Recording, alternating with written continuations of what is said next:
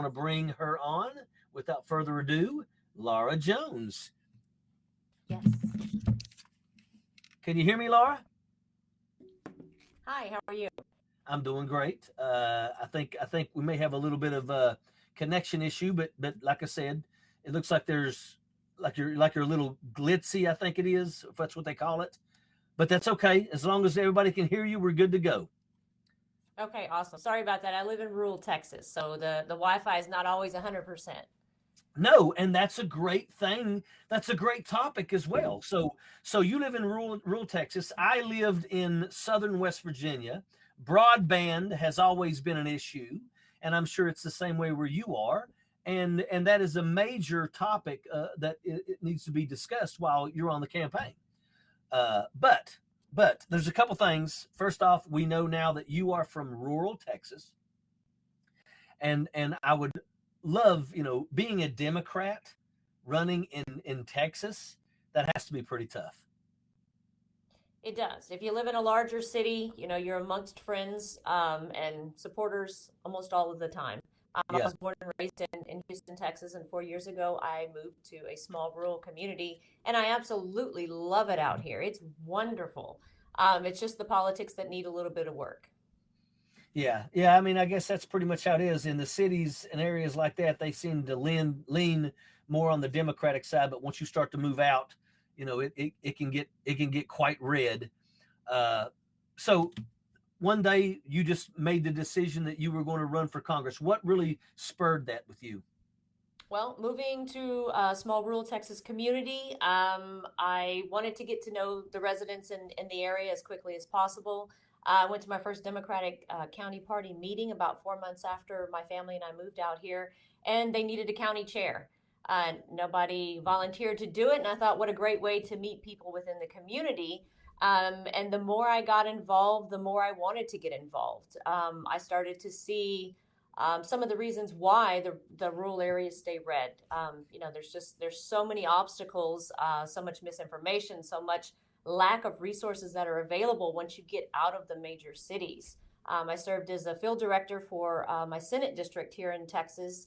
And the more I saw and the more people I talked to, I traveled around East Texas for almost a year trying to figure out how to crack this nut, how to fix this issue where people don't seem to get the same information that Democrats do a lot of the times. They're hearing a different narrative for so many issues.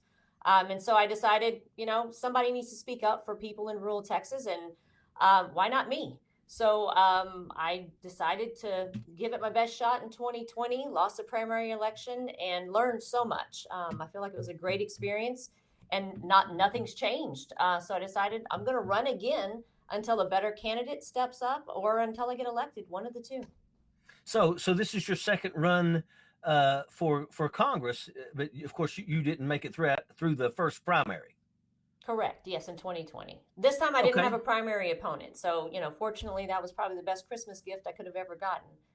Yeah. So how are you feeling when you're going around the district? I mean, it's tough when you're running I ran in an R+54. So it was rough for me. And I actually was number one out of all 435 races, but it was still, it was just still too far, too big of a gap to come up with. So, what have you done any polling? Well, we had redistricting a few months ago, so there's still a lot of things out there. It's more difficult to calculate a win number. The district that I'm in now, it's less rural and more of Harris County, more of a major city. So the district is now 35% more Democratic than it was before redistricting. The Okay. incumbent of 25 years is retiring, he's Republican. So it's an open seat. So again, both of those factors make this race a lot more winnable for a Democrat. So you're going around as always, just knocking on doors, shaking people's hands. What are some of the major issues that the people there are talking about? Obviously, broadband will be one of them. Yes, healthcare and public schools. So whether you're in a rural community or you're in a major city, it's the same issues. It's just varying degrees of those issues. So in a rural area with healthcare, my county has no hospital, no emergency room, and no urgent care clinic. I'm traveling over an hour to get to the nearest major hospital that has a good reputation. Where if you live in a major city, you may have 3 or 4 excellent hospitals all around you, but if you can't afford health insurance or if you can't afford to pay for specialty care, it's not available to you. I'm surprised. I mean, I come from southern West Virginia, and I can't think of any county that doesn't have a hospital, a clinic, or something like that. I'm really surprised that the state of Texas actually has something that lacks something like that. That's pretty scary. Yeah, I mean it's a big deal across rural Texas. I mean, especially for our veterans, you know, who are having to travel hundreds of miles to get to a VA clinic or a VA hospital. It's a big deal out here in rural Texas as well. So, how far is the nearest veterans anything? Veteran clinic, veteran hospital? How far is that from where you're at? It's about an hour away to get to a more rural clinic, and probably almost 2 hours to get to the VA hospital in Houston, Texas, from where I live. Okay, so are you talking to a lot of these veteran organizations? Because I'll tell you this, where I was from in West Virginia, it took me almost 2 hours to get to the VA hospital. But finally, the government established a veterans clinic in a place called Lenore, which was about 20 minutes away, which was phenomenal. Because here's what you got to understand. If a veteran has to get blood work done, they have to drive all that distance to get the blood work done. And, you know, imagine having to completely lose an entire day of work so you can get a blood drawn, which is why it's so important to try to fight to get these vet clinics established, especially in the rural areas.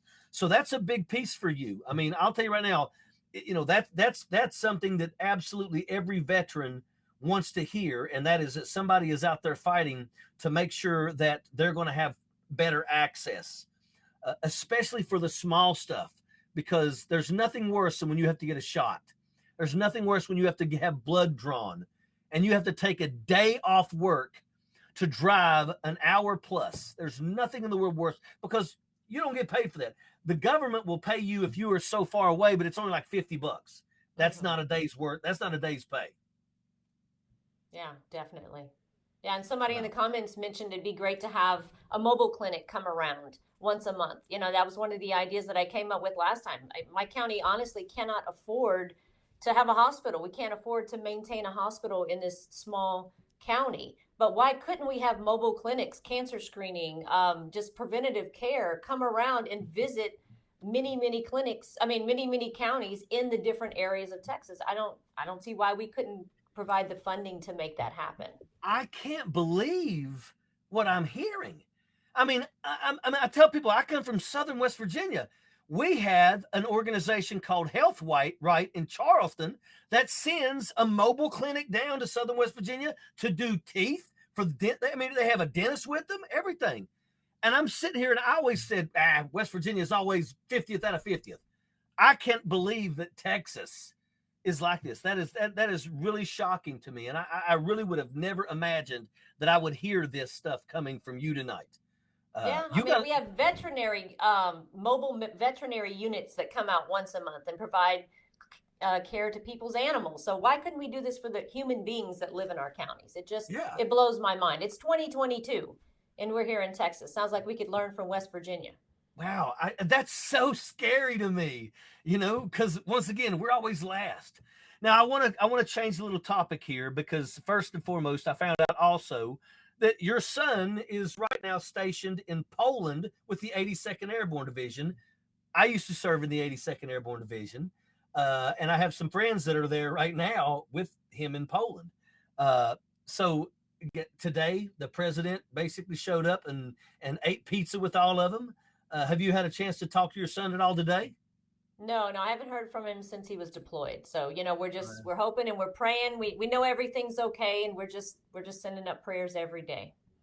Yeah, I think right now they're pretty much probably not doing a lot of communication back and forth, just for OPSEC type things. But yeah, that's pretty awesome. When I heard your son was in the 82nd Airborne Division, let me tell you, for the people in the audience, it takes a special person to join the military today, because everybody who for the last 20 years, you join the military, you did so while we are at war. So it's like a person to be willing to do that, and you obviously have raised a son to take that step. So that says a lot about you. You may He not hear that from a graduated lot from of high people. school early, a year early, and he's 18, so he's been in for about a year. And he's really happy he made that choice. This was the best life choice for him. Public school, yeah, when the pandemic hit, and the schools were closed, we just decided to go ahead and homeschool him out so that he could begin his life and serve our country. So I couldn't be more proud.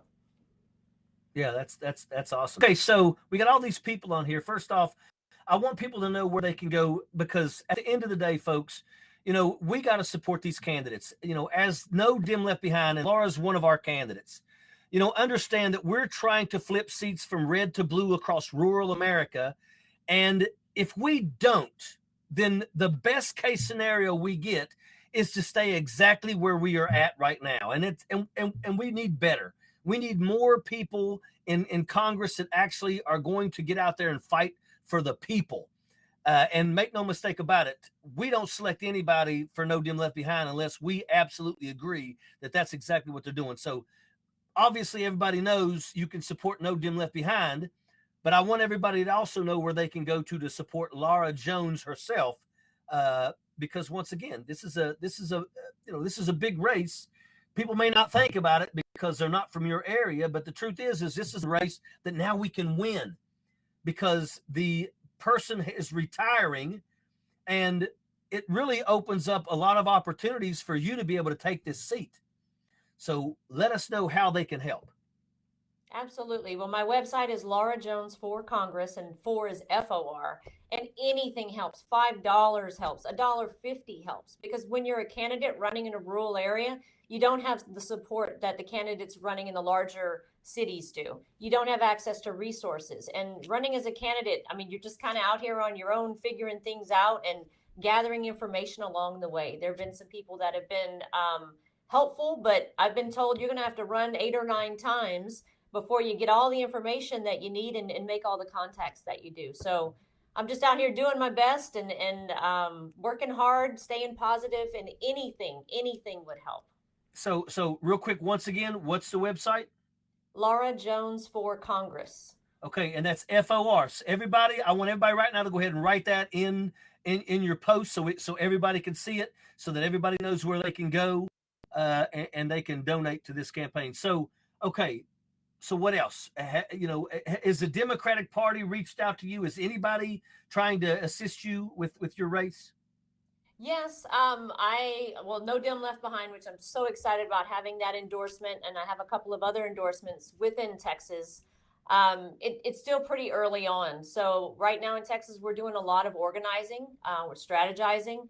We had some voter suppression bills that passed in the last legislative session that have really affected our primary election. There were quite a few mail-in ballots that were rejected for the primary election. So educating people anytime any major thing changes, like how to fill out the mail-in ballot, this affects many people. So as Democrats, we're working on organizing and educating people right now. And in a midterm election, usually the numbers are down. So trying to get our base out to vote and getting the message out that democracy is on the ballot in November, and we need everybody to come out and vote. Absolutely. So I'm glad we got some people. Laura Jones for Congress.com, right? Yes. So it's .com, not .org. So .com. Sorry about that. Yeah, .com. No issue at all. Now, okay, I'm sitting here trying to think. Okay, whenever you have the ability, when you can start doing some polling, because I will tell you, if you start to see your numbers and you're starting to look like, hey, if the polling looks good, then you got to get that as soon as possible. You can get it to us, and you can get it to we can help get it to the DCCC. Because I hate to say it, but a lot of times the DCCC will sit back and they will literally avoid getting involved unless they really believe that there's an opportunity to take the seat. Mm-hmm. And I think you have a great opportunity here with the current person basically retiring. Now, how many people on the Republican ticket have come out already for this? Well, there were 11 Republicans running for this seat. Our primary election was last month. So there is one Republican that I'm running against now. So, but Okay. it's a very important seat. Congressman Kevin Brady held the seat for over 2 decades, and he was, he had a lot of power and influence. So this seat is a very important seat here in Texas, and it would be great if a Democrat won this seat and we could continue to try to right the wrongs that have been done here recently in Texas. Yeah, absolutely. Now, how do you have? Is Ted Cruz in your district? No. Yeah. Yeah, Okay. I mean, it still affects the whole state, but yeah, no, he's not. Tell me something. I mean, just because what do the people in Texas? What do they think about Abbott? What do they think about Cruz? I mean, to me, everybody looks at them and the things that they do as a complete and utter joke. I'm hoping that Beto O'Rourke is really picking up momentum and he's looking good. It just amazes me how anybody could look at Ted Cruz after Ted Cruz snuck away to Cancun when Texas was freezing and over 700 people froze to death, and he snuck to Cancun. You've got Greg Abbott just pushing horrible, horrible bills. He's just a horrible person. I mean, I tell people all the time, he makes me hope that there's a stairway to heaven so he can't climb them. I despise him. So please tell me that the average citizens in Texas are really starting to wake up and open their eyes and realize that they need to get rid of those jackaloons. Yeah, Texans are ready for change. But one of the things that works very well here in Texas and probably across the United States is the strategy to distract and divide. So while we're distracted about certain things, our rights are being taken away. There's things that are happening, and maybe we were upset when our power grid failed last February, but a lot of people have kind of forgotten short-term memory loss. And now it's the next big thing. It's like we've been under attack constantly for the last 2 or 3 years. It's like it's almost something new every other month that's happening here. That's really really bad for a lot of people. The Republicans are dismantling our public education system right now. There's an active attempt to dismantle public education here in Texas, and that affects the daily lives of so many people. Yeah, it amazes me how you can see, elected officials attacking books, Mm-hmm. trying to ban books, burn books, and as a state senator, I saw the same thing. I saw how they attacked the teachers. I mean, it was my speech that started the teacher strike.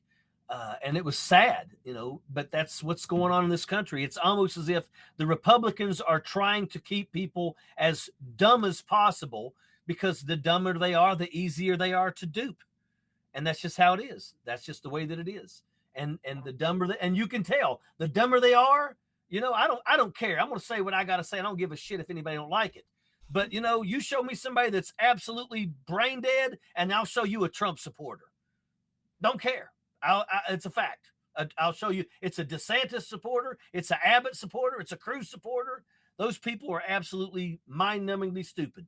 But I want to make sure everybody remembers Laura Jones for Congress, and that's FOR.com. Everybody make sure that you go and you throw her a couple bucks. Remember, folks, everybody on here, you all support No Dim Left Behind.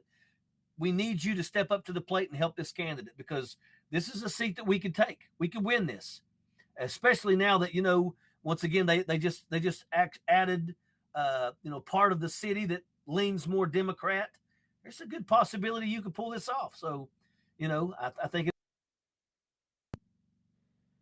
Well, thank you so much. And I'm finding that more and more people are independents. So even there, that's persuadable on both sides. So Yes. that's something that's also working in our favor as we move into the 2020 election. Yeah, a lot of people that are independents are just sick and tired of both parties, and Yes. I can't blame them. But you know what? All they need is the right candidate, and then they will support them. So once again, everybody, Laura Jones for Congress. Laura, thank you for coming on here, and during the campaign, if there's some major stuff that you want to talk about, let me know. I'll bring you back on. All right. Thank you so much. And thank you to all of you for tuning in. Everyone, thanks, Laura. Bye bye.